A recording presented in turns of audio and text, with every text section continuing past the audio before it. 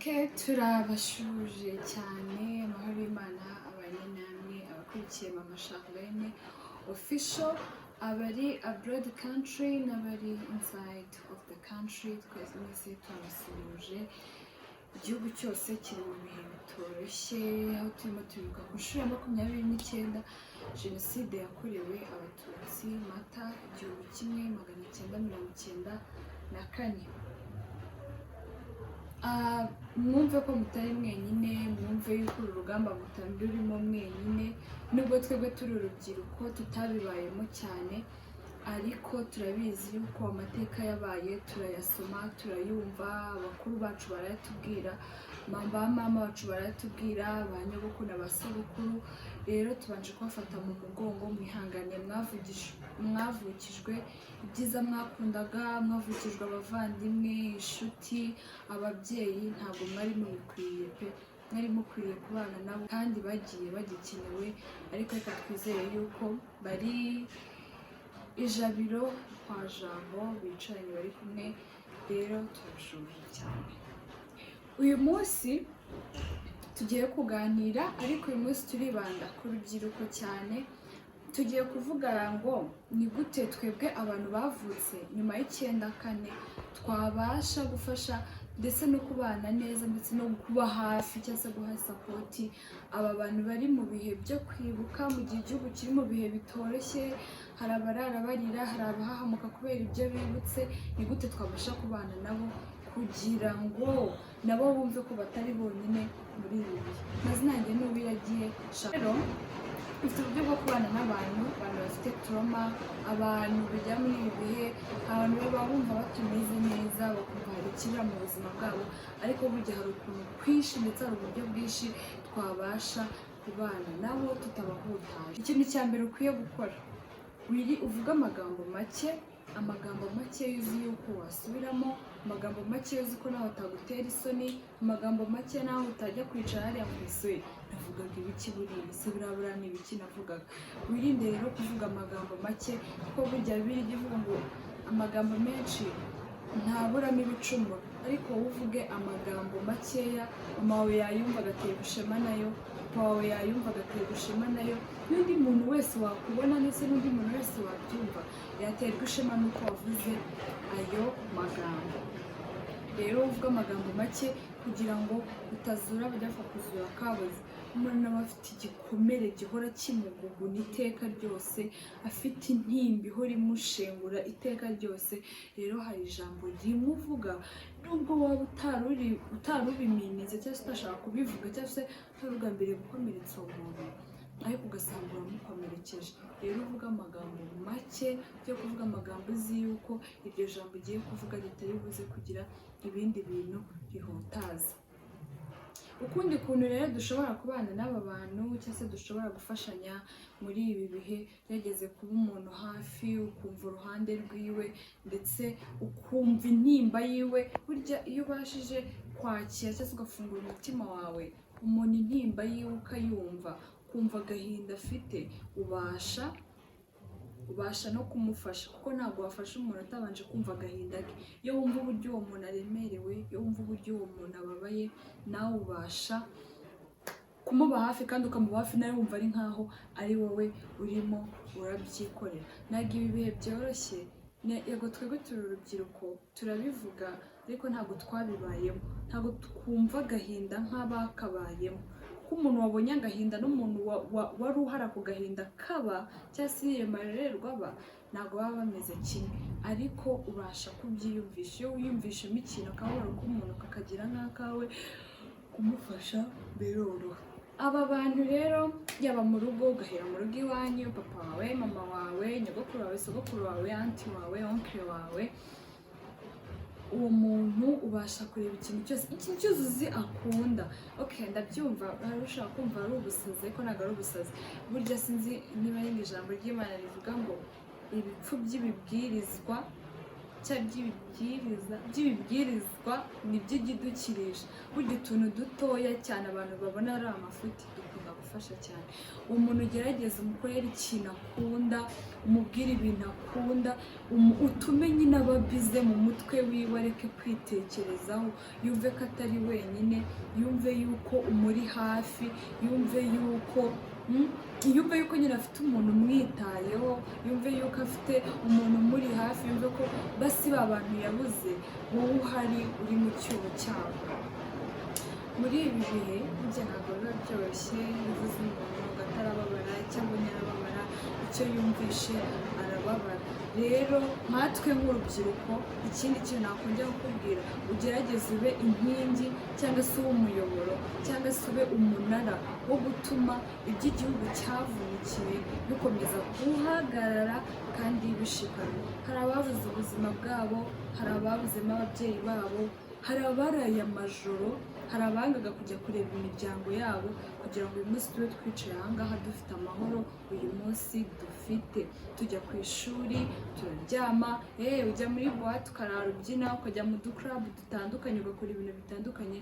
Biriya bitaba amaraso bamennye, iyo bitaba imibiri yabo batanze, iyo bitaba amahoro yabo batanze, iyo bitaba kwigomwa kw'abigomwe kugira ngo tube turi ahangaha uyu munsi, ntabwo tuba tubayeho neza. Nanjye rega ntabwo mba mvuga ahangaha, burya umuntu aricara akidoga agafata utuvidewo akavuga ibintu bitandukanye kubera yuko ari amahoro. Hari abatanze ubuzima bwabo, duha agaciro ibyo bintu, tubyumve kandi tube nyine umuyoboro ndetse tubirinde kugira ngo bikomeze guhagarara bishikamye. Urubyiruko rugenzi rwanjye bavuga yuko ari twebwe imbaraga z'igihugu, ni twebwe ejo hazaza h'igihugu.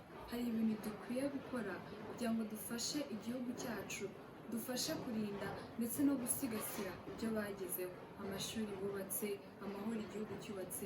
Urebye igihugu aho cyahoze 94, 95, 96, 97, muri iyo myaka yose jenoside imaze kurangira, nawe wicare wimagine uburyo igihugu cyari kimeze, wicare wimagine uburyo ahantu hose hari imibiri y'abantu, imiborogo, abantu barariraga, igihugu kiri kugerageza ngo cyunge abantu, abandi baragiye hanze y'igihugu barahunze bumva yuko mu gihugu hakirimo imidugararo, bumva yuko mu gihugu hakirimo ubwicanyi nk'ubwo ngubwo bukabije. Nawe wicare uyu munsi ubitekereze kandi ubihe agaciro, sibyo? Wumva uburyo igihugu cyari kimeze, amaraso atemba ahantu hose, impinja zirira, abagore, abagabo barira, abantu bari bafite umujinya buzuye ubugome. Nawe urabyumva, umuntu wakwiciye umuntu wakundaga. Iyo umuntu agutwaye akantu gato wakundaga, uzi umujinya ugira n'agahinda ugira. Noneho tekereza uwagutwaye umuryango wose ugasigara uri nyakamwe, warigeze papa, warigeze mama, warigeze abavandimwe n'inshuti, ba masenge na ba marume bose mwarahoranye. Umva abantu bari bafite imijinya avuga ati ngomba kwihorera, ngomba kwihorera. Wicare utekereze imbaraga igihugu cyabitayeho, utekereze amajoro aba bayobozi bacu baraye bicaye bataryama bashaka ikintu cyatuma abanyarwanda bongera gusubirana, bakongera kuba umunyarwanda umwe, apana iby'amoko ngo umuhutu, umututsi n'umutwe. Igihugu cyatanze imbaraga nyinshi. Wicare rero bihe agaciro, urebe n'ukuntu igihugu uyu munsi kimeze. Turagenda, umwana ariga, twese turiga, abakobwa abagore bahabwa ijambo. Uyu munsi umuhutu n'umututsi barashyingiranwa, nta moko. Kurangamuntu y'u Rwanda handitseho ngo ndi umunyarwanda, ni umunyarwanda, nta muhutu uriho, nta mututsi, nta mutwe uriho. Izo zose ni imbaraga, ibyo byose ni icyuya, ibyo byose ni amaraso, ibyo byose ni imbaraga no kutaryama no kudasinzira abacu batubanjirije bakoze. Uyu munsi rero uhagarare ubirinde, nubona ugiye kubisenya ujye umusenya mbere yuko abisenya. Dusenye mbere ikintu cyose cyakongera kudusubiza ahashize.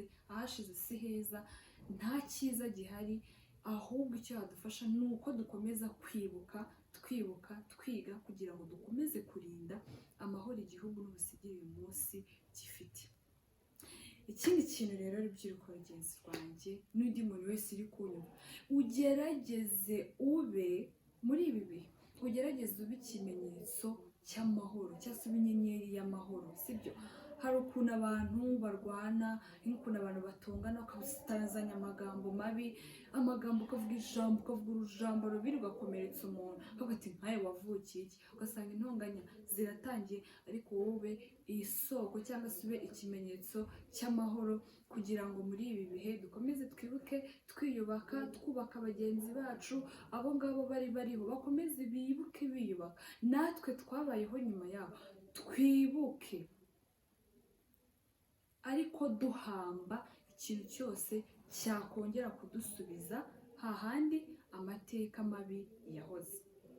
Uyu munsi w'ikimenyetso cy'ibyiza, aho uri hose kuri uwo muntu, yaba uwakosheje yaba n'uwakosherejwe, kuko burya iyo igihugu kibishyigikira, abantu bakorewe iyicarubozo nabo bakihorera. Uyu munsi igihugu nta hantu cyari kiri, ariko kuko Imana yaduhaye ubuyobozi bwiza, bagerageje uburyo ki bumura inguma ndetse bafasha abanyarwanda kubabarirana. Niyo mpamvu uyu munsi umuhutu n'umututsi babana, bakabana neza mu mahoro, bababarirana, umwe asaba imbabazi undi, umwe aratinyuka akagira umutima ukomeye agasaba imbabazi, n'undi akagira umutima ukomeye akababarira. Ibyo rero tugomba byose kubisigasira kugira ngo bitangirika.